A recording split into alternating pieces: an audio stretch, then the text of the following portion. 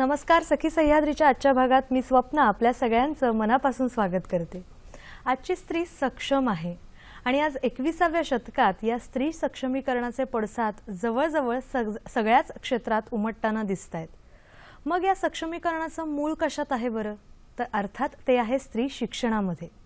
आपण समजा जर इतिहासात डोकावलं तर आपल्या सगळ्यांनाच माहिती आहे की या स्त्री शिक्षणाची खऱ्या अर्थाने सुरुवात महात्मा फुले यांनी केली आणि मग याच स्त्रीला उच्च शिक्षणासाठी पुढच्या शिक्षणासाठी महिला विद्यापीठांची स्थापना महर्षी कर्वे यांनी केली.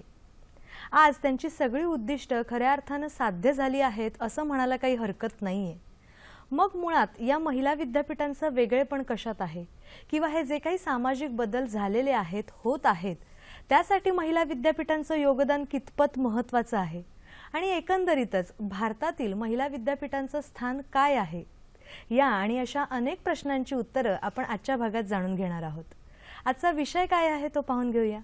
आजचा आपला विषय आहे महिला विद्यापीठांची आवश्यकता आणि या महत्त्वपूर्ण विषयावर मार्गदर्शन करण्यासाठी आपण आमंत्रित केलेला आहे SNDT महिला विद्यापीठाच्या कुलगुरू प्राध्यापक डॉक्टर वसुधा कामत यांना. मॅडम नमस्कार. सखी सह्याद्री कार्यक्रमात अतिशय मनापासून स्वागत आहे. नमस्कार. एकंदरीतच महिला विद्यापीठांचं स्थान किंवा मॅडम कडून त्यांच्या सगळ्या अनुभवांची शिदोरी आपण जाणून घेणारच आहोत. छान हा विषय उत्तरोत्तर खुलत नेणार आहोत. तुमच्या मनातले प्रश्न आमच्यापर्यंत थेट पोहोचवा. त्यासाठी लागतील दूरध्वनी क्रमांक ते असे आहेत 24908050 24988050 022 हा STD कोड फिरवायचा आहे मुंबई बाहेरच्या प्रेक्षकांनी आणि जे प्रेक्षक मोबाईलवरून फोन करणार आहेत त्यांनी. नेहमीप्रमाणे एक छोटीशी विनंती वजा सूचना. प्रश्न विचारताना आपल्या दूरदर्शन संचाचा आवाज थोडासा कमी ठेवा म्हणजे तुमचा आवाज तुमचा प्रश्न आमच्यापर्यंत व्यवस्थित पोहोचू शकेल आणि आपल्याला आपल्या पाहुण्यांकडून छान मार्गदर्शन करून घेता येईल. विषय कळलेला आहेच त्यामुळे विषयाच्या अनुषंगाने नेमके प्रश्न विचारा आणि त्यामुळे आपण हा विषय उत्तरोत्तर जास्त खुलत नेणार आहोत आणि मॅडम कडून जास्तीत जास्त मार्गदर्शन करून घेणार आहोत. लगेचच करणार आहोत चर्चेला सुरुवात. विषय आहे महिला विद्यापीठांची आवश्यकता. मार्गदर्शन करणार आहेत प्राध्यापक वसुधा कामत. मॅडम पुन्हा एकदा या कार्यक्रमात स्वागत करते. जेव्हा आपण महिला विद्यापीठांची आवश्यकता आजच्या काळात सुद्धा तितकीच महत्त्वाची आहे असं जेव्हा म्हणतो तेव्हा याचा इतिहास जाणून घेणं सगळ्यात जास्त महत्त्वाचं ठरेल. तर नेमकं हे जे SNDT महिला विद्यापीठ आपण म्हणतो त्याची स्थापना कोणी केली, कधी झाली आणि त्याचा मागचा जो काही उद्देश होता विचार होता हा स्थापन करण्यामागचा त्याबद्दल तुम्ही आम्हाला काय सांगाल?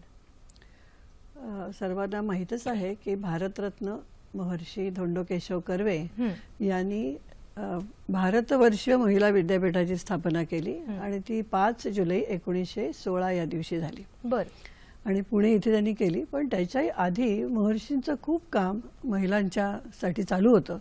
महिलांसाठी शाळा काढणं, महिलांसाठी विधवा महिलांसाठी आश्रम काढणं, महिलांना राहण्याची सोय करणं अशासारखे अनेक उपक्रम संस्था महर्षींनी काढल्या होत्या.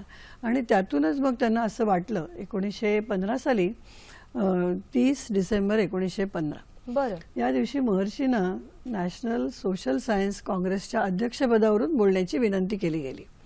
आणि तेव्हा महर्षी म्हणजे आज बरोबर 100 वर्ष झाली, 30 डिसेंबरला 100 वर्ष होतील. तेव्हा महर्षींनी प्रथम महिला विद्यापीठाची आवश्यकता सर्वांसमोर मांडली की महिलांनी उच्च शिक्षण घेणं अत्यंत आवश्यक आहे. शाळांपर्यंत शिकत होत्या पण त्यावेळेला सुद्धा महिलांची साक्षरता 1.81% एवढीच होती.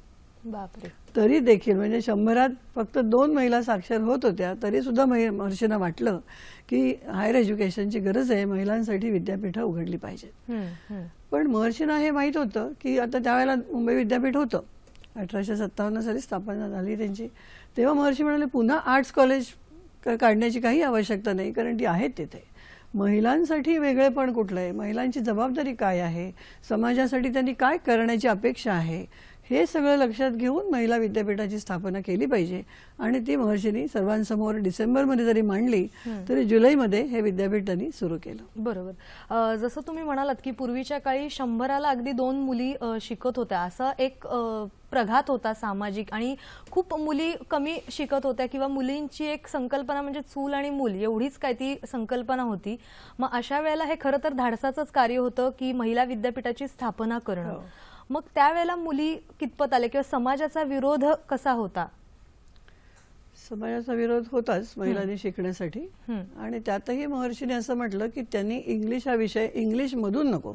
महर्षींनी विद्यापीठ काढण्याची महत्त्वाची गोष्ट अशी होती की महिलांना त्यांच्या मातृभाषेतून शिक्षण मिळालं पाहिजे. म्हणून आमच्या विद्यापीठामध्ये केवळ मराठीच नव्हे, मराठी, हिंदी, गुजराती, इंग्लिश अशा 4ही भाषांमधनं अनेक प्रोग्राम्स आम्ही देतो. पण महर्षींनी केवळ मराठीमधनं शिका, आणखीन गृहविज्ञान फक्त शिकवा असा विचार न करता त्यांनी गणित हा विषय कंपल्सरी केला, इंग्लिश हा विषय कंपल्सरी केला. त्याला खूप विरोध झाला त्यावेळेला की कशाला इंग्लिश शिकवायला पाहिजे महिलांना. पण महर्षींचं म्हणणं असं होतं की जगात काय चाललंय हे माझ्या मुलींना कळलं पाहिजे. त्याचबरोबर त्यांनी पॉलिटिकल सायन्स हाही विषय इंट्रोड्यूस केला होता. त्यांचं म्हणणं होतं की ब्रिटिश राज्यसभेमध्ये, लोकसभेमध्ये काय चाललंय हे आपल्या मुलींना व्यवस्थित कळलं पाहिजे इथे बसून. त्यांना जगात काय चाललंय हे कळायला पाहिजे. हा विचार घेऊन महर्षींनी त्यावेळेला विद्यापीठ काढलं. त्यांचं म्हणणं असं होतं की पुरुष आणि स्त्रिया या पूर्ण या समाज रथाच्या दोन चाका आहेत आणि त्यामुळे त्यांना मुलींना सुद्धा सक्षम केलं पाहिजे. त्यांना या समाजाची जडणघडण करणं, विकास करणं याच्यासाठी तयार केलं पाहिजे. वा. मग हा जो त्यांचा विचार होता तो विचार त्यांनी कायम केला. म्हणजे एकंदरीत समाजामध्ये जे बदल होत आहेत त्या सामाजिक बदलाचं भान मुलींना सुद्धा हवंच आहे या उद्देशाने त्यांनी महिला विद्यापीठाची स्थापना केली. मग अशा वेळेला समाजाचा विरोध अर्थातच होता. मग मुली कितपत या विद्यापीठामध्ये आल्या किंवा एकंदरीत तिथे काही वसतिगृहाची सोय होती का, किंवा कसा मुलींचा एकंदरीत सहभाग किंवा प्रतिसाद कसा होता? महर्षींनी विद्यापीठ स्थापन केलं तेव्हा फक्त 5 मुली होत्या. बापरे. म्हणजे कॉलेजच काढलं होतं आधी आणि त्या कॉलेजमध्ये 5 मुली होत्या महाविद्यालयात.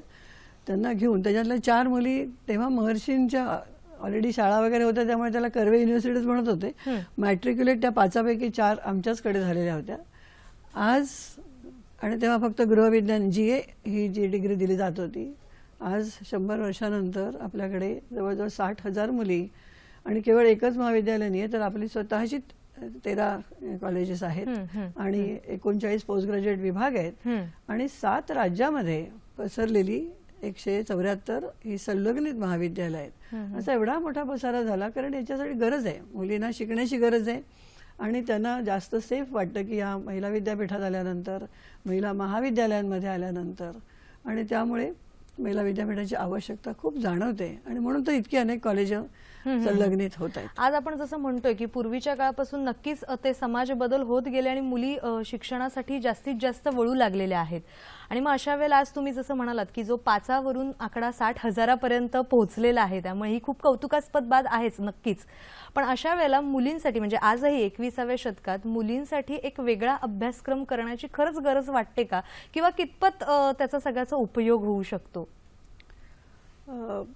पूर्वसुरीलाही तसंच वाटलं होतं आणि मलाही तसंच वाटतं की महिलांच्यासाठी काही वेगळे उपक्रम करायला पाहिजेत.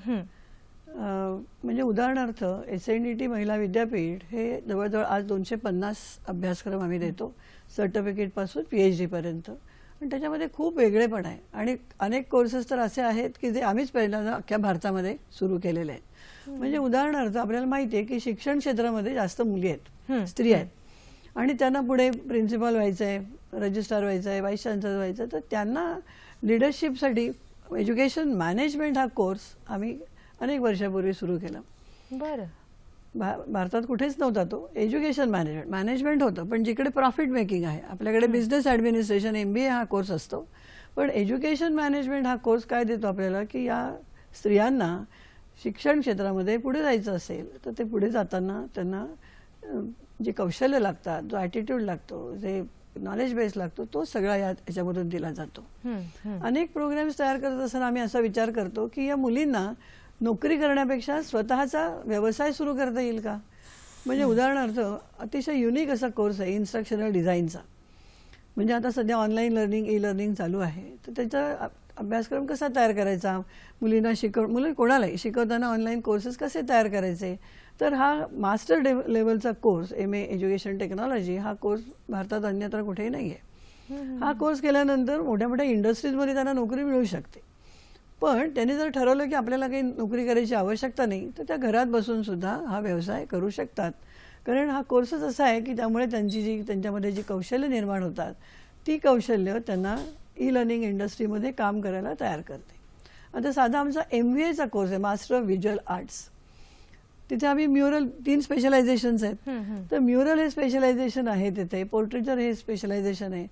ही स्पेशलायझेशन्स अशी आहेत की त्यांना दुसऱ्यांच्याकडे जाऊन नोकरी करायची काही आवश्यकता नाही.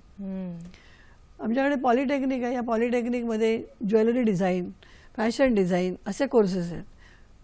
त्याच्यासाठी नोकरी करायची आवश्यकता नाही आहे, स्वतःचा सेटअप करू शकतात. असं प्रत्येक प्रोग्रॅममध्ये आम्ही विचार करतो की त्यांना अशी काही कौशल्य देता येतील का, त्यांना अशी लिडरशिप ट्रेनिंग देता येईल का की ज्यामुळे ह्या मुली समाजामध्ये आपला एक कर्तृत्वाचा ठसा उमटवू शकतील, समाजाच्या विकासासाठी आपलं योगदान देऊ शकतील आणि स्वतःचा व्यक्तिमत्व विकास तर साधूच शकतील. नक्कीच. म्हणजे जसं की इतर समजा जे की आपण आता सध्या म्हणूया की मुलांसाठी आणि मुलींसाठीचा जो अभ्यासक्रम आहे त्याच्यापेक्षा नक्कीच हा महिला विद्यापीठातला अभ्यासक्रम वेगळा आहे, जो स्वतः स्त्रीला एक स्वतःचं अस्तित्व निर्माण करण्यासाठी मदत करू शकेल. बरोबर की नाही? पण अभ्यासक्रम, काही अभ्यासक्रम असे असतात, उदाहरणार्थ BA मराठी करायचं आहे तर सगळ्या विद्यापीठांमध्ये जवळजवळ अभ्यासक्रम सारखाच असेल. MA मराठी करायचं सारखाच असेल, थोडासा फरक असेल. कारण म्हणजे उदाहरणार्थ आमच्याकडे आम्ही जेंडर स्टडीज हा एक भाग घालतो प्रत्येक भाषेच्या अध्यापनामध्ये सुद्धा. पण तो शिकवत असताना ज्या पद्धती वापरल्या जातात, जशी चर्चा होते, मोकळेपणाने चर्चा होऊ शकते, आपले विचार आपण मांडू शकतो की जे को एज्युकेशनमध्ये इतके मांडता येत नाहीत. कारण तिथे मुली विचकतात, सगळ्यांच्या समोर बोलायला घाबरतात. पण इथे सगळ्या मुलीच असल्यामुळे वर्गामध्ये त्यांना मोकळेपणाने आपले विचार मांडता येतात आणि सतत आपले विचार मांडत गेल्यामुळे त्यांना लक्षात येतं की लोकांना इन्फ्लुएन्स कसं करायचं.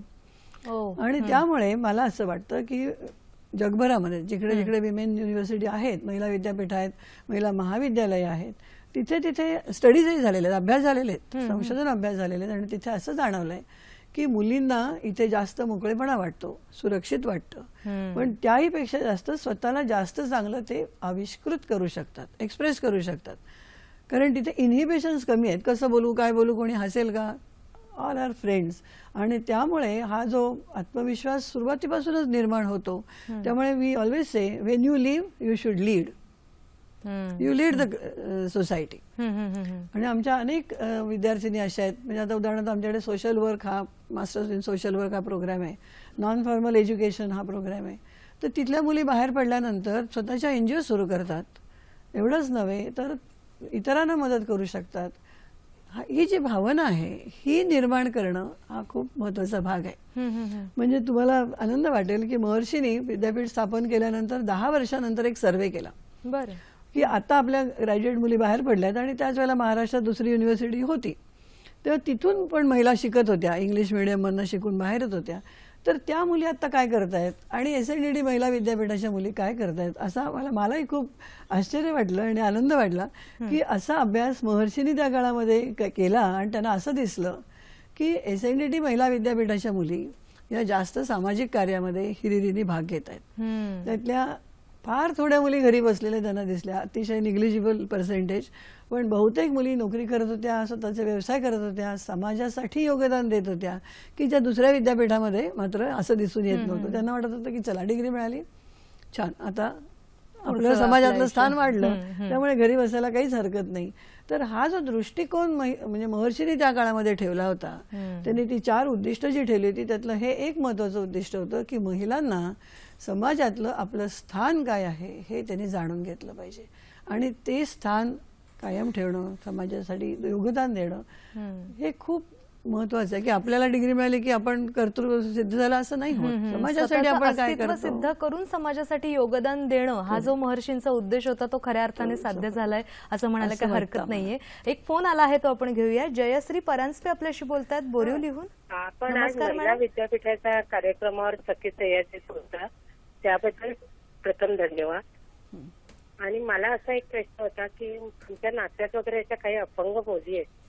आज तर एक माझी पुतणी 45 वर्षाची आहे, त्यासाठी असे काही कोर्स किंवा नेण्या वगैरे सोय असू शकेल का?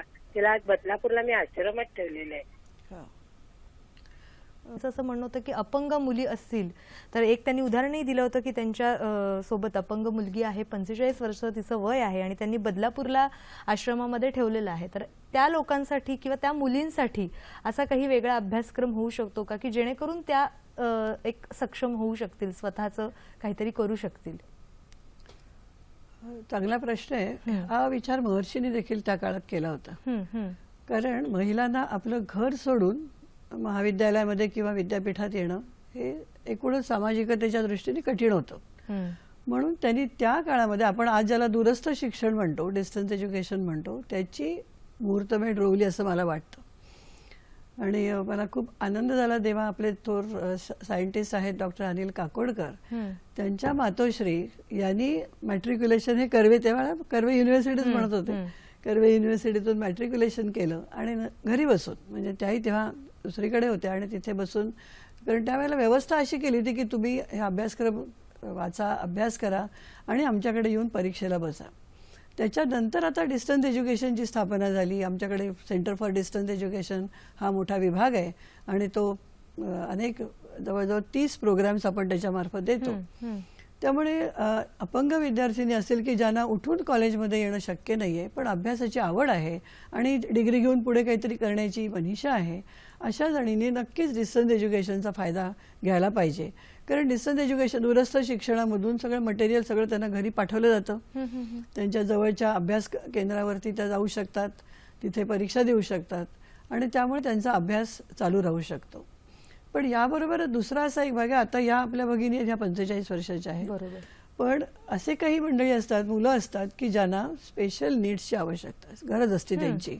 म्हणजे काही लर्निंग डिसेबल्ड मुलं असतात, काही मेंटल रिटार्डेड मुलं असतात, काही व्हिज्युअली इम्पेअर्ड असतात. तर अशा मुलांना कसं शिकवायचं, तर यांना शिक्षक सुद्धा वेगळ्या प्रकाराने, वेगळ्या पद्धतीने शिकवावं लागतं. आणि SNDT महिला विद्यापीठाने त्याच्यासाठी स्पेशल एज्युकेशन हा विभागच स्थापन केला आहे आणि तिथे आपण या शिक्षकांना ट्रेनिंग देतो. म्हणजे BEdचाच कोर्स आहे, पण तो BEd विथ स्पेशल एज्युकेशन. त्याच्यामध्ये लर्निंग डिसॅबिलिटी आहे, मेंटल रिटार्डेशन आहे, व्हिज्युअल इम्पेअरमेंट आहे, BEd, MAd, PhD या सगळ्या कोर्सेस आपण तिथे देतो. आणि त्यामुळे जे शिक्षक तयार होतात ते अशा समाजामधल्या स्पेशल नीड्स असलेल्या मुलांच्या शाळांमध्ये अतिशय चांगल्या प्रकारे शिकवू शकतात. हे खरंच एक खूप वेगळी आनंदाची गोष्ट आहे असं म्हणायला काही हरकत नाही. आणि जसं तुम्ही मगाशी म्हणालात की या महिला विद्यापीठांचा फायदा नक्कीच, म्हणजे कर्व्यांनी सुद्धा 10 वर्षांनंतर जेव्हा सर्वे केला तेव्हा असं जाणून आलं की महिला विद्यापीठातून शिकून बाहेर पडलेली मुलगी स्वतःचं काहीतरी वेगळेपण सिद्ध करून समाजासाठी योगदान करते आणि तो नक्कीच एक मुलींना झालेला फायदा आहे असं म्हणूया आपण. या व्यतिरिक्त आणखीन स्त्रियांना किंवा मुलींना कोणते फायदे होऊ शकतात? मुळात महिला विद्यापीठांची आवश्यकता काय आत्ताही का जाणवते समाजात, कारण आई वडील असा विचार करतात की मुलींना को एज्युकेशन मध्ये पाठवायचं, मग तिथे मुलं असणार तर त्यांच्या सिक्युरिटीचं काय, आपण सगळीकडे ऐकतोय अर्थात. आणि त्यामुळे मुलींनी म्हटलं की मला कॉलेजमध्ये जायचं आहे की लगेचच घरात मोठी चर्चा सुरू होते. आणि जर महिला महाविद्यालय तिथे जवळपास असेल तर तिथे पाठवणं पालकांना देखील सेफ वाटतं.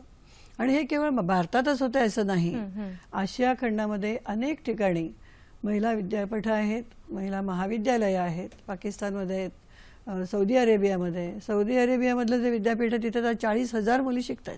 बरं. पण अमेरिका, कॅनडा, UK हे जे प्रगत देश आहेत त्यांना ती तेवढीशी गरज वाटत नाही आणि त्यामुळे त्यांच्याकडची महिला विद्यापीठांची संख्या कमी होते.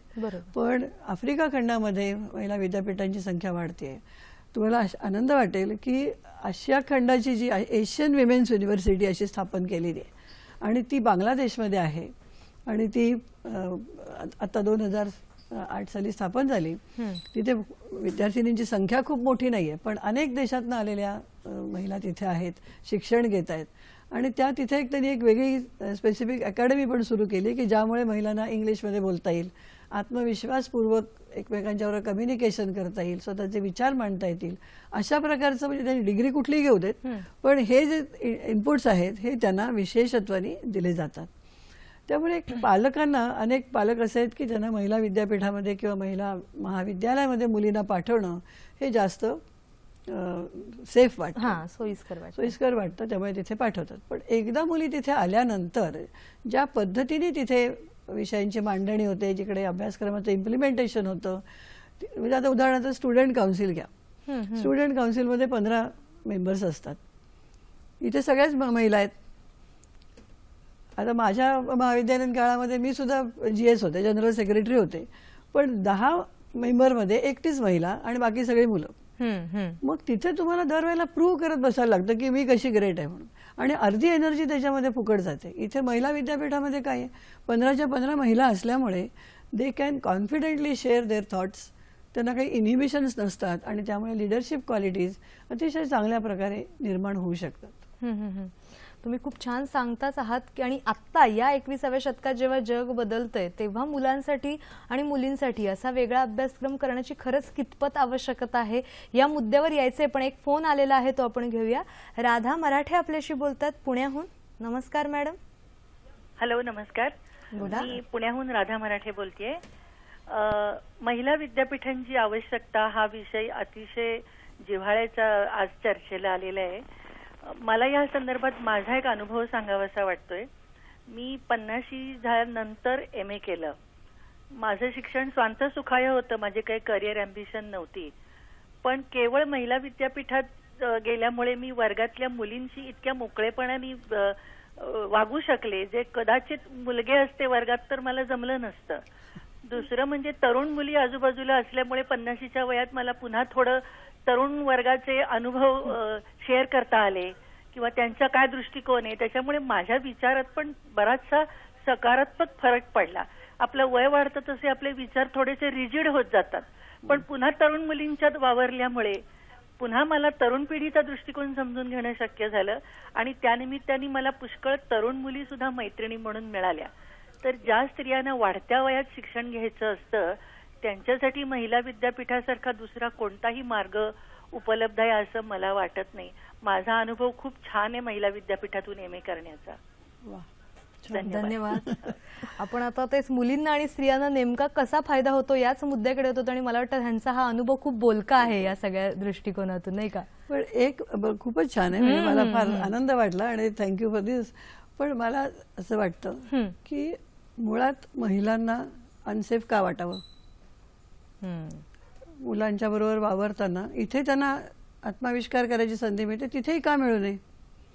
तर इथे त्या ज्या गोष्टींमुळे इथे येणं त्यांना भाग पडत आहे, त्या कल्चरल एक जो आपला प्रेशर आहे त्याच्या अगेन्स्ट मुलींनी कसं जायला पाहिजे, ती टूल्स आपण त्यांना इथे देतो महिला विद्यापीठामध्ये, की हळूहळू महिला विद्यापीठांची आवश्यकता वाटू नये. समाज असा असायला पाहिजे की जिथे महिलांना अतिशय निर्भयतेने वावरण्यासाठी, आनंद घेण्यासाठी, स्वतःची लिडरशिप जपण्यासाठी संधी मिळावी. आज अशी अवस्था नाहीये. पण ज्या गोष्टीमुळे त्यांना इथे यावं लागतंय ती गोष्टच हद्दपार करण्यासाठी म्हणून लागणारी जी टूल्स आहेत ती महिला विद्यापीठं, महिला महाविद्यालय आपल्या मुलींना देत आहेत असं मला वाटतं. वा. जसं म्हणालात तुम्ही की एक अनसेफ वाटतं म्हणून कदाचित महिला विद्यापीठांची आवश्यकता वाटू लागली आणि तोच एक अनसेफ हा जो एक मुद्दा आहे तो समजा आपण एक प्रत्येकाने ठरवून बाजूला काढला तर मला वाटतं सगळेच जण एकत्रित आनंदाने शिक्षण घेऊ शकतील. अर्थात महिला विद्यापीठातनं बाहेर पडलेल्या मुली जसं तुम्ही म्हणालात की एक नेतृत्व गुण असतं त्यामुळे एक अग्रेसरच आहेत. मग अशा वेळेला जग बदलतंय, मग 21व्या शतकामध्ये आजच्या या महिला विद्यापीठांची जेव्हा आपण आवश्यकता आहे असं म्हणतो तेव्हा खरंच मुलांसाठी आणि मुलींसाठी वेगळा अभ्यासक्रम ठेवण्याची आवश्यकता आहे का? वेगळा अभ्यासक्रम ठेवायला हवाच आहे, पण केवळ अनसेफ वाटतंय म्हणून मुली इथे येतात, अनसेफ वाटतं म्हणून येतात, पण तोच एकमेव मुद्दा नाही आहे. म्हणजे भारतातच अशा, आता मी तुम्हाला म्हटलं की 11 विद्यापीठ आहेत महिला विद्यापीठ, आणि तामिळनाडूमध्ये 2 आहेत, राजस्थानात 3 आहेत, महाराष्ट्रात आहेत. म्हणजे we are the first one to start not only in India पण साऊथ ईस्ट एशियामधली ही पहिली विद्यापीठ आहे SNDT महिला विद्यापीठ. पण आता रिसेंटली 2013 मध्ये आसाम विद्यापीठ महिला विद्यापीठ सुरू झालं. 2015 मध्ये ओडिशा म्हणजे आता त्याला आपण ओडिशा म्हणतो, ओडिशा विमेन्स युनिव्हर्सिटी रमादेवी महिला विद्यापीठ सुरू झालं. म्हणजे आता इतर राज्यांना सुद्धा त्याची गरज वाटते आणि महिला विद्यापीठ पुढे येत आहेत. महिला विद्यापीठ म्हणजे मला असं वाटतं की ही नेहमी प्रोग्रेसिव्ह आहेत. ती लहान आहेत संख्येने, तिथे लाखो विद्यार्थी नाही आहेत आणि त्यामुळे लहान असल्यामुळे स्मॉल इज ब्युटिफुल, त्यामुळे त्याचे बदल करणं हे लवकरचे बदल करणं शक्य होतं आणि त्यामुळे ते खूप प्रोग्रेसिव्ह असतात. म्हणजे तुम्हाला आनंद वाटेल की महाराष्ट्रामध्ये जेव्हा हे पहिल्यांदा नॅक आलं, national assessment and accreditation council, ही संस्था UGCने स्थापन केली आणि त्यांच्यातर्फे सगळ्या विद्यापीठांनी आपलं स्वतःचं असेसमेंट करून घ्यावं असं म्हटलं. महाराष्ट्रात SNDT महिला विद्यापीठ हे पहिलं विद्यापीठ आहे की ज्याला A ग्रेड मिळाली. त्याकडे A ग्रेड नव्हती, तेव्हा 5 स्टार्स मिळायचे. तर we were the first ones to get accredited and get 5 star ranking. म्हणजे ह्या 11 विद्यापीठांमधल्या अनेक विद्यापीठांना आज 5 स्टार आणि A ग्रेड आहेत. हे का शक्य होतं? Because we strive for best. आमचा मोटोच असा आहे की क्वालिटी इन एव्हरी ऍक्टिव्हिटी. प्रत्येक गोष्ट करत असताना मुलींना हे जाणवलं पाहिजे की हे अतिशय गुणवत्तापूर्वक केलं पाहिजे. आमच्या एक पूर्वीच्या vice chancellor doctor Sumatai Chitnis, she is a great sociologist. तर त्या असं म्हणायच्या की महिलांना in order to prove that we are silver we need to be gold. वा. आधी आपण सोनं असलं तरच लोक आपल्याला चांदी समजतील. हे कमी करायला पाहिजे समाजामध्ये. आज महाराष्ट्रामध्ये 19 विद्यापीठ आहेत. 2च विद्यापीठांच्या व्हाईस चान्सलर स्त्री आहेत. अख्ख्या भारतामध्ये स्टेट युनिव्हर्सिटी जवळजवळ 450 आहेत. हार्डली 18 ते 20 व्हाईस चान्सलर या महिला आहेत.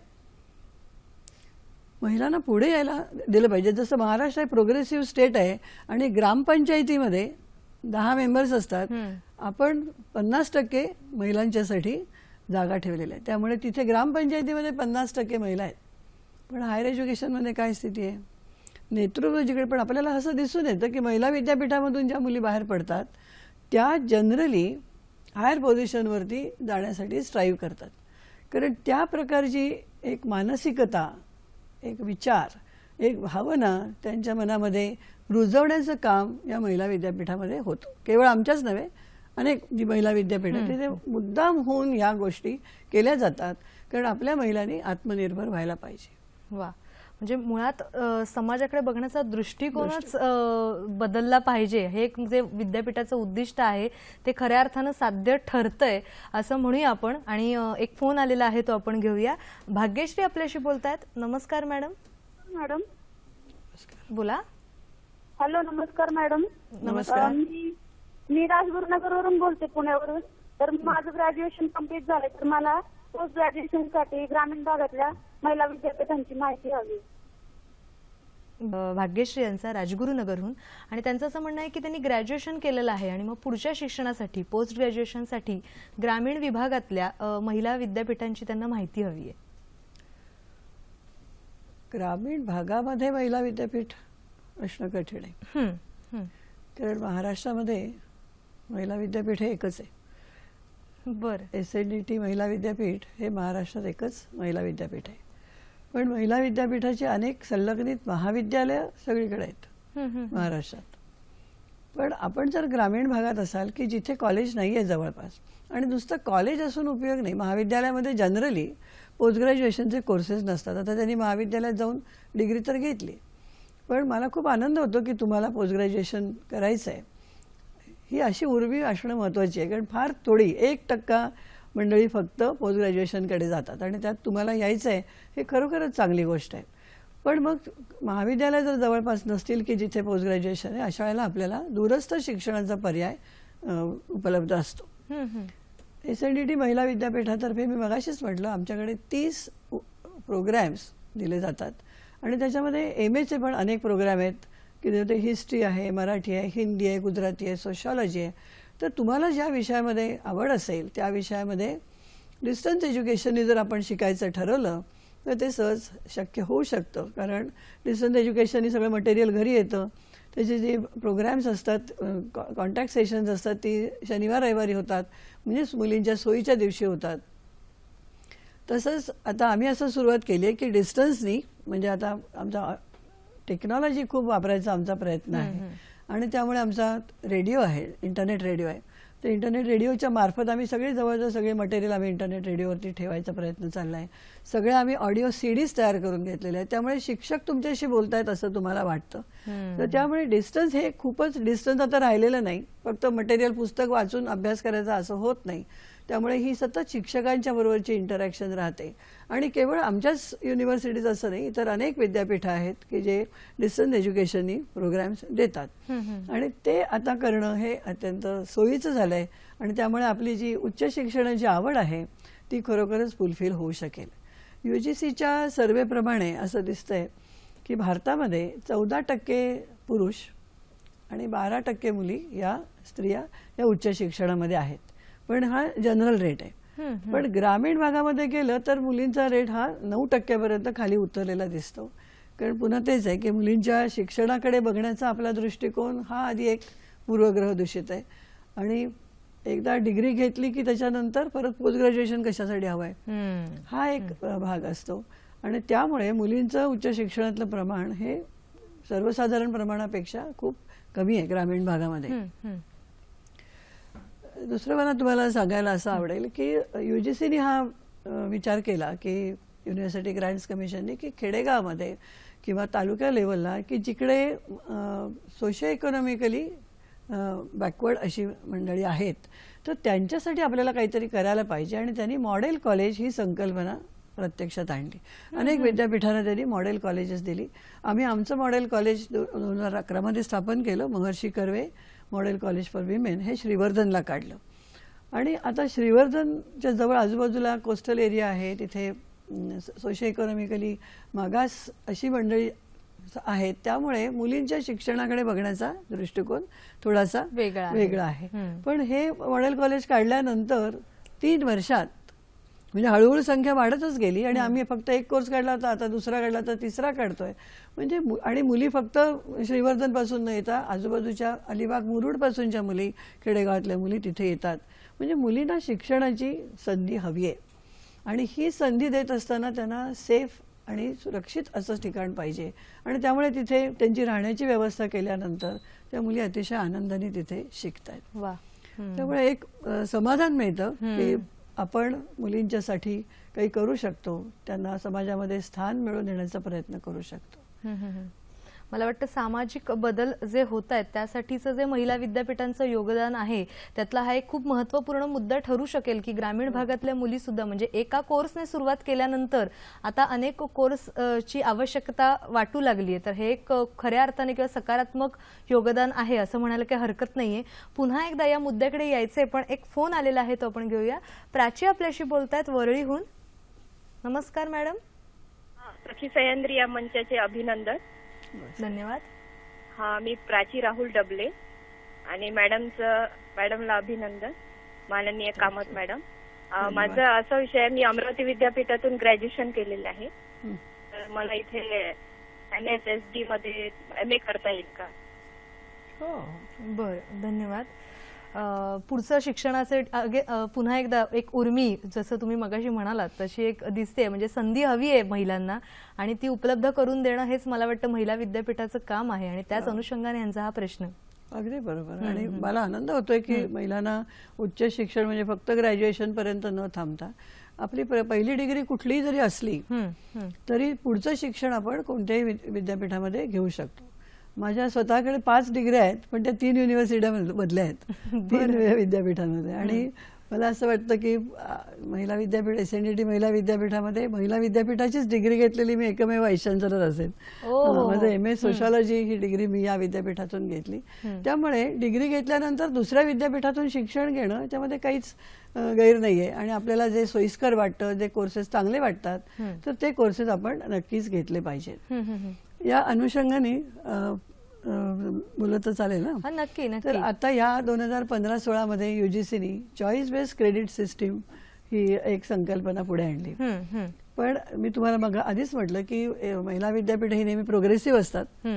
तर आमच्या विद्यापीठामध्ये क्रेडिटायझेशन म्हणजे क्रेडिट्स आणि सेमेस्टर होम सायन्ससाठी आम्ही 1983 साली सुरू केलं होतं. आणि 2008 सालापासूनच आम्ही आर्ट्स BA हा जो जी प्रोग्राम आम्ही देतो त्या प्रोग्राममध्ये चॉईस बेस्ड क्रेडिट सिस्टीमचा खूप मोठ्या प्रमाणात आम्ही वापर केला होता. म्हणजे त्यांना वोकेशनल कोर्सेस घेता यायचे, त्यांना अप्लाइड कंपोनंटमधले कोर्सेस घेता यायचे, त्यांना अलाइड कंपोनंटमधले कोर्सेस घेता यायचे.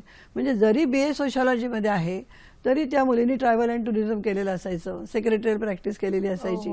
अशा अनेक कोर्सेस ती घेऊन तिचं BA सोशॉलॉजीमध्ये होत असे. आणि त्यामुळे तुम्ही जस्ट कल्पना करा की किती स्ट्रॉंग मुलगी ती आहे की फक्त एकाच विषयामध्ये ती फक्त बाहेर पडलेली नाही आहे. तर आता UGCनी 2015-16 पासून हा विषय सगळ्यांना कंपल्सरी केला आहे. पण आमच्या विद्यापीठामध्ये आम्ही 2012-13 मध्येच choice based credit system post graduation डिपार्टमेंटसाठी सगळ्या पोस्ट ग्रॅज्युएशन कोर्सेससाठी सुरू केलं. आणि त्यामुळे काय फायदा होतो की ज्या मुलीला समजा MA सोशॉलॉजी करायचं आहे पण तिला संगीताची पण आवड आहे, तर ती एक कोर्स 4 क्रेडिटचा संगीताचा घेऊ शकते, म्युझिक डिपार्टमेंटमध्ये जाऊन करू शकते. तिला इन्फॉर्मेशन टेक्नॉलॉजी शिकायचं तर एक 4 क्रेडिटचा कोर्स ती एज्युकेशन टेक्नॉलॉजी डिपार्टमेंटमध्ये जाऊन करू शकते. तिला लर्निंग डिसॅबिलिटी म्हणजे काय हे समजावून घ्यायचं आहे तर एक 4 क्रेडिटचा कोर्स म्हणजे जास्तीत जास्त 16 क्रेडिट्स करता येतात. म्हणजे मुळात तिला MA सोशॉलॉजी करायचं आहे, पण MA सोशॉलॉजी हा 80 क्रेडिटचा कोर्स करत असताना हे 16 क्रेडिट्स ती इतर ठिकाणाहून पण शिकू शकते, घेऊ शकते. आणि जर तिला त्याच्यामध्ये आवड निर्माण झाली तर पुढे त्याच्यामध्ये करिअर होऊ शकतं, नवीन अभ्यासक्रम ती तिथे शिकू शकते. हा जो ओपननेस आहे, एकांगीपणा त्याच्यामधनं टाळलेला जो आहे तो UGCनी जसं सांगितलं तसं आता सगळेजण करतायत. पण आमच्या विद्यापीठाने हे 2012-13 मध्येच इंट्रोड्यूस केलेलं आहे. जसं मगाशी आपण म्हटलं की महर्षी कर्व्यांनी ज्या उद्देशाने महिला विद्यापीठांची स्थापना केली होती, म्हणजे की महिलांनी आत्मनिर्भर व्हायला पाहिजे किंवा एक दूरस्थ शिक्षणाचा सुद्धा त्यांचा एक उद्देश होता. आणि या शिक्षणाचा फायदा करून स्वतःचं अस्तित्व सिद्ध तर केलं पाहिजेच, याशिवाय समाजासाठी सुद्धा योगदान दिलं पाहिजे, असे अनेक उद्देश होते. आणि हे उद्देश खऱ्या अर्थाने आत्ता साध्य झालेले आहेत असं म्हणाले की आपण हरकत नाहीये.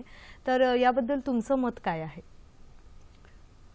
महर्षीने 30 डिसेंबर 1915ला जे भाषण दिलं, अध्यक्षीय भाषण, की जिथे त्यांनी पहिल्यांदा महिला विद्यापीठाची आवश्यकता मांडली, तर Maharshi was impressed by Japanese women university. जपानमध्ये 1900 साली महिला विद्यापीठ सुरू झालं होतं आणि त्यांना त्याची माहिती मिळाली होती. आणि तिथे जास्त स्किल डेव्हलप होणं म्हणजे कौशल्यांवरती आधारित असे अनेक कोर्सेस तिथे सुरू असायचे. पण ती मुळातली कल्पना घेऊन महर्षींनी आपल्या कल्पनेचा साज त्याच्यावरती चढवला होता. आणि केवळ स्किल्स नव्हे तर एकूण तिची पर्सनॅलिटी, तिचा व्यक्तिमत्वाचा विकास आणि कुटुंबाचा विकास, कारण त्यावेळेला सुद्धा महिलांचं एक क्षेत्र ठरलेलं होतं कामाचं की त्या जास्त कुटुंबासाठी काम करत असत. तर मग कुटुंब कसं सांभाळायचं, कुटुंबाचा दैनंदिन व्यवहार कसा असायला पाहिजे, अकाउंट्स कसे ठेवायचे, या सगळ्या म्हणजे गृहविज्ञान हा जास्त विभाग त्यांनी सुरू केला होता. म्हणजे हा गृहविज्ञान विभाग आमचा फोर्टे आहे. म्हणजे आजही त्या काळामध्ये एकच विषय होता, आता आज आम्ही 12 विषयांमध्ये गृहविज्ञानामध्ये डिग्री देतो. म्हणजे BSc होम सायन्स ही डिग्री 12 विशेष स्पेशलायझेशन मध्ये दिली जाते. आणि MSc होम सायन्स जी आहे त्याच्यामध्ये आमच्याकडे 6 डिपार्टमेंट्स आहेत. त्याच्यामध्ये फूड सायन्स, न्यूट्रिशन आहे, फॅमिली रिसोर्स मॅनेजमेंट आहे. तर अशा अनेक विषयांमध्ये आता होम सायन्स आहे. पण केवळ होम सायन्स नाही, आज आमच्याकडे 15 फॅकल्टीज आहेत आणि right from arts to technology, management, या सगळ्या विषयांचा या फॅकल्टीचा त्याच्यामध्ये समावेश होतो. आणि या सगळ्या याच्यामधून कोर्सेस दिले जातात. मग अशी मी आपल्याला चॉईस बेस्ड क्रेडिट सिस्टीमबद्दल सांगत होते. महर्षींनी जी 4 तत्व मांडली होती त्याच्यामध्ये महिलांनी समाजासाठी काम करायला पाहिजे, कौशल्य निर्मिती हा एक भाग होताच, पण वृत्ती निर्माण करणं हा एक भाग होता. त्यांनी असंही म्हटलं की काही महिला अशा असतील की ज्यांनी लग्न करायचं नाही असं ठरवलं असेल, म्हणजे त्यांचं इमिजिएट कुटुंब नसेल, पण म्हणून मग समाज त्यांचं जर कुटुंब होणार असेल तर त्यांनी समाजासाठी कसं काम करायला पाहिजे याचाही महर्षींनी तेव्हा विचार केला होता. आज आम्ही मुलींनी जर वर्ल्ड ऑफ वर्कमध्ये जायचं आहे आफ्टर ग्रॅज्युएशन, तर त्यांच्यासाठी आम्ही इंटर्नशिप ही कल्पना राबवली. म्हणजे आमच्या विद्यापीठामध्ये, महिला विद्यापीठामध्ये 2012-13 मध्ये जो नवीन अभ्यासक्रम आणला, त्या अभ्यासक्रमामध्ये इंटर्नशिप हा कंपल्सरी कंपोनंट आहे. 8 क्रेडिट. म्हणजे त्या मुलींनी MA मराठीमध्ये करू देत किंवा MTech इन्फॉर्मेशन टेक्नॉलॉजीमध्ये करू देत, MA एज्युकेशनमध्ये करू देत किंवा MSc होम सायन्समध्ये करू देत, इंटर्नशिप हा कंपल्सरी कंपोनंट आहे. त्यामुळे काय होतं, या मुली जवळजवळ 40 दिवस या वेगवेगळ्या संस्थांमध्ये जाऊन काम करतात, जिथे पुढे त्यांना काम करायचं आहे, जिथे नोकरी मिळायची किंवा ज्या प्रकारचा त्यांना व्यवसाय करायचा आहे अशा ठिकाणी जाऊन त्या याचा अनुभव घेतात. आणि त्यामुळे आता गेली 3 वर्ष असं आम्हाला जाणवत आहे की मुली जास्त आत्मनिर्भर होत आहेत, त्यांच्यामध्ये आत्मविश्वास निर्माण होतोय आणि चांगल्या प्रकाराने म्हणजे एम्प्लॉयर्सही आम्हाला सांगतात की तुमच्या मुली खूप कमिटेड आहेत, दे आर डीपली इंटरेस्टेड आणि त्यामुळे काम कसं करायचं याची त्यांना आधीच जाणीव होते आणि त्यामुळे मग पुढे जेव्हा वर्ल्ड ऑफ वर्कमध्ये जातात त्यामुळे त्या खूप त्यांच्यामध्ये ती स्ट्रेंथ आलेली असते. एक फोन आलेला आहे तो आपण घेऊया आणि मग पुन्हा एकदा या मुद्द्याकडे येऊया. अनिता कानडे आपल्याशी बोलतात सोलापूरहून. नमस्कार मॅडम. नमस्कार. नमस्कार. हा बोला. आपल्या टीव्ही सेटचा आवाज कमी करा आणि प्रश्न विचारा. मॅडम मी अनिता कानडे करमाळ्याहून बोलते. हो एक मिनिट. करमाळ्याहून बोलते मी मॅडम. हो बोला. मला पीएचडी करायचं होतं. हॅलो. हा सलग प्रश्न विचारा मॅडम. हा मला पीएचडी करायचंय. मी सर्व्हिस करते सध्या. प्राथमिक शिक्षक आहे मी. मला पीएचडी करायचंय. तर असा अभ्यासक्रम आहे का आपल्याकडं? पीएचडी कोणत्या विषयात करायची आपल्याला? मला हिस्ट्री मध्ये करायची. बरं, धन्यवाद. प्राथमिक शिक्षिका आहेत त्या आणि त्यांना इतिहासामध्ये पीएचडी करायची आहे. तर या दृष्टिकोनातून मार्गदर्शन काय कराल? पीएचडी हे तर विद्यापीठांमधलं सर्वात हायेस्ट डिग्री आहे आणि आय एम सो हॅपी. कारण ताई तुम्ही खूपच छान विचार केलेला आहे. पीएचडी करणं हे आपली एक मनीषा असायला काहीच हरकत नाही. पण पीएचडी करताना UGCने काही मार्गदर्शक तत्व दिलेली आहेत आणि ती सगळ्या विद्यापीठांमध्ये पाळली जातात आणि त्यानुसार पीएचडी करताना वर्षातनं 2 वेळेला परीक्षा घेतल्या जातात. त्याला आपण पेट म्हणतो, पीएचडी एंट्रन्स एक्झाम.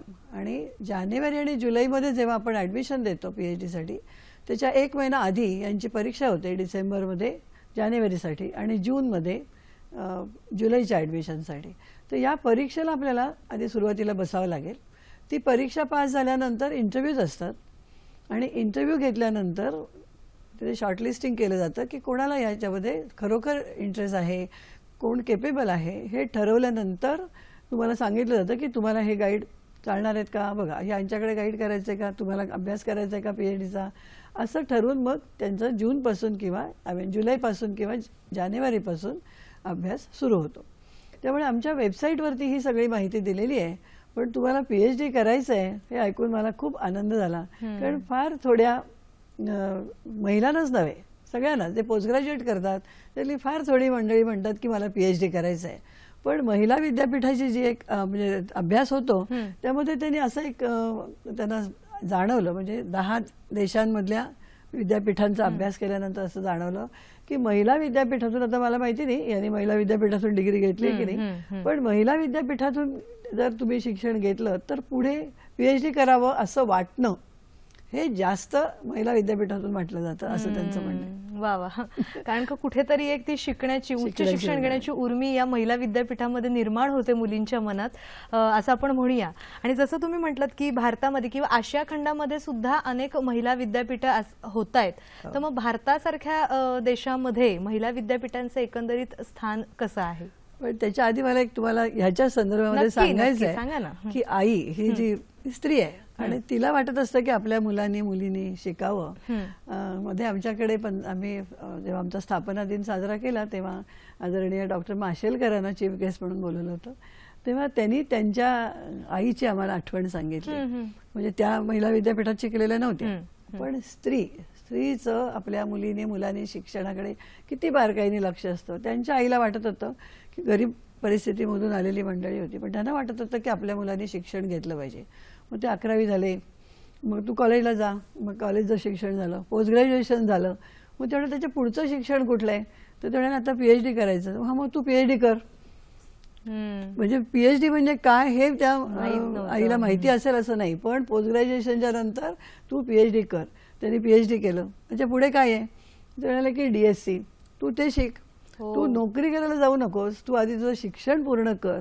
हे असं सांगणं आपल्या मुलांच्यासाठी हे केवळ एक माताच करू शकते. आणि मला असं वाटतं की हे जे आईपण आहे हे आपल्या मुलांनी शिकायला पाहिजे, मोठं व्हायला पाहिजे, पुढे समाजासाठी काम करायला पाहिजे.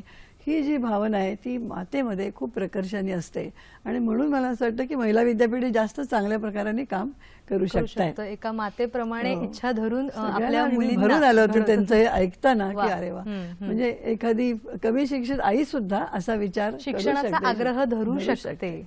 खूपच चांगलं. आपला प्रश्न होता की भारतामध्ये महिला एकंदरीत विद्यापीठ स्थान आपल्याकडे कसं आहेत आहे? का? तर मी मगाशी म्हटलं तसं आपल्याकडे 11 महिला महाविद्यापीठ आहे. ती संख्या हळूहळू वाढते. 1916 साली SNDT महिला विद्यापीठाची स्थापना झाली. त्याच्यानंतर अनेक राजस्थानामध्ये 3 विद्यापीठ आहेत, महिला विद्यापीठ. पण त्यातली एक स्टेट युनिव्हर्सिटी आणि 2 प्रायव्हेट युनिव्हर्सिटीज आहेत. म्हणजे private players are also coming in this. म्हणजे त्यांना असं जाणवतंय की महिलांच्या विद्यापीठाची स्थापना आता बऱ्याच या 11 पैकी काही विद्यापीठ ही प्रायव्हेट विद्यापीठ आहेत. तर त्यांनी महिलांसाठी प्रोफेशनल कोर्सेस तिथे सुरू केलेले आहेत. पण आसाम या राज्याने आसाम विमेन्स युनिव्हर्सिटीची स्थापना 2013 मध्ये केली आहे. 2015 मध्ये आता ओडिशाने केली आहे आणि त्यांनी आम्हाला म्हटलं होतं की आम्हाला येऊन बघायचं आहे की महिला विद्यापीठामध्ये काय काय कामं चालतात ते आम्हाला बघायचं आहे. कसं हे महिलांचं एम्पॉवरमेंट कशी करायची या दृष्टीने. मगाशी आपण एक म्हणाला होतात की वेगळे अभ्यासक्रम कुठले. तर मला सांगायला असं आवडतं की प्रत्येक युनिव्हर्सिटीमध्ये फाउंडेशन कोर्सेस असतात आणि हे कंपल्सरी असतात सगळ्या अंडर ग्रॅज्युएट स्टुडंटसाठी. तर महिला विद्यापीठामध्ये विमेन स्टडीज हा विषय आम्ही कंपल्सरी करतो. प्रत्येक मुलीला विमेन स्टडीज हा 4 क्रेडिटचा कोर्स माहिती व्हायलाच पाहिजे. तर सुप्रीम कोर्टाने सांगितलं एन्व्हायरमेंट स्टडीज हा कंपल्सरी करा, तर तो सगळ्या युनिव्हर्सिटीमध्ये असतोच. पण महिलांचे अधिकार काय, महिलांची स्पेस कुठली आहे, त्याच्यामध्ये आपण स्वतःची स्पेस कशी निर्माण करायची. ग्लोबलायझेशन दुसरा पेपर असा कोर्स आहे आमचा करंट ट्रेंड्स. हे जे जगामध्ये बदल घडून येतात त्याचा महिलांवरती पहिला परिणाम होतो. मग हा काय परिणाम होतो ग्लोबलायझेशनमुळे, प्रायव्हेटायझेशनमध्ये. तर असे अनेक कोर्सेस सुद्धा महिला विद्यापीठ सुरू करून आपलं प्रोग्रेसिव्ह दाखवू शकतात. म्हणजे आपण जेव्हा म्हणतोय की आज 21व्या शतकात महिला विद्यापीठांची आवश्यकता आहे, ही पूर्वीपासून म्हणजे महर्षी कर्व्यांचा जो उद्देश होता की स्त्रीने आत्मनिर्भर व्हायला पाहिजे, स्वतःचं अस्तित्व निर्माण केलं पाहिजे आणि मग स्वतःच्या शिक्षणाचा समाजासाठी उपयोग केला पाहिजे, समाजासाठी योगदान दिलं पाहिजे, तो खऱ्या अर्थाने सकारात्मकतेने पुढे येतोय, साध्य होतोय असं म्हणायला काही हरकत नाहीये. मॅडम तुम्ही इथे आलात आणि खूप छान मार्गदर्शन केलं, त्याबद्दल सखी सह्याद्री परिवारातर्फे मनापासून धन्यवाद देते. तुम्हाला आमचा आजचा कार्यक्रम कसा वाटला हे आमच्यापर्यंत जरूर पोहोचवा. याशिवाय तुमच्या प्रतिक्रियांची सुद्धा आम्ही वाट पाहतोय. तुम्हाला विषय काही सुचवायचे असतील तर तेही आम्हाला तुम्ही सुचवू शकता. त्यासाठी आमचा ईमेल आयडी आहे sakhisayhadri@gmail.com. याशिवाय तुम्ही फेसबुकला जाऊन www.facebook.sakhisayhadri.dd या पेजला सुद्धा भेट देऊन तुमच्या प्रतिक्रिया नोंदवू शकता. तुमच्या प्रतिक्रियांची आम्ही वाट पाहतोय. आज मात्र कार्यक्रमात इथेच थांबतीये. म्हणून पुन्हा एकदा सखी सह्याद्री परिवारातर्फे मनापासून धन्यवाद. नमस्कार.